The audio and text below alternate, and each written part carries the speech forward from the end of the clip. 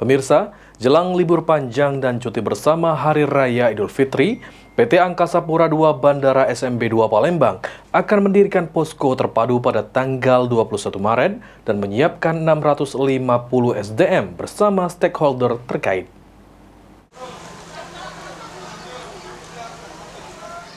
Untuk memastikan keamanan dan kenyamanan penumpang bandara pada arus mudik menjelang libur panjang perayaan Hari Raya Idul Fitri, PT Angkasa Pura II Bandara Sultan Mahmud Badarudin II Palembang akan mendirikan posko terpadu angkatan lebaran bersama stakeholder terkait. IGM PT Angkasa Pura II Palembang, Iwan Winaya Mahdar mengatakan posko terpadu angkutan lebaran akan dimulai pada tanggal 21 Maret hingga 11 April 2025 dengan menugaskan sekitar 650 SDM. Selain itu, Bandara SMB 2 Palembang telah melakukan security awareness dan safety awareness untuk memastikan keselamatan dan keamanan operasional penerbangan dalam kondisi baik dan dinyatakan siap melayani angkutan lebaran tahun 2025.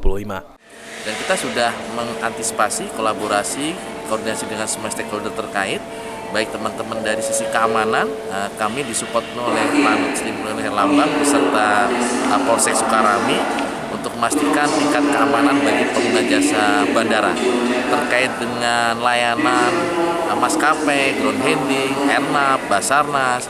Semua stakeholder memastikan untuk ikut bergabung dalam posko terpadu dalam rangka memberikan kenyamanan saat angkutan lebaran tahun 2025 ini.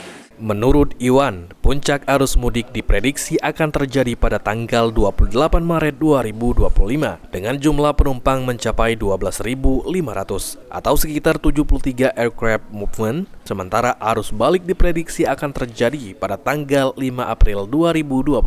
Eki Saputra, PAL TV.